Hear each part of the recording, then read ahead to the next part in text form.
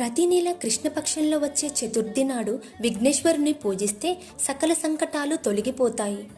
సంకట అంటే కష్టాలు, హర అంటే తొలగించడం. సాక్షాత్తు పరమశివుడే వినాయకుడి తలపై అర్ధచంద్రుణ్ణి ఉంచి ఈ తిథినాడు పూజించిన వారి కష్టాలన్నీ తీరిపోతాయని వరమిచ్చిన రోజు ఇది. అందుకే దీనిని విఘ్న నివారణ దినం అంటారు. ఉదయాన్నే స్నానం చేసి వినాయకుడికి ఎర్రపూలు, వీలైతే 21 గరికపోచలను సమర్పించండి. వీలైనంత వరకు రోజంతా ఉపవాసం ఉండండి. పండ్లు లేదా పాలు తీసుకోవచ్చు. ఓం గం గణపతయే నమః అనే మంత్రాన్ని లేదా సంకటనాశన గణేశ స్తోత్రాన్ని వీలైనన్ని ఎక్కువసార్లు పఠించండి. రాత్రి చంద్రోదయం అయ్యాక చంద్రుని చూసిన తర్వాత గణపతి ప్రసాదం తిని ఉపవాసం విరమించాలి.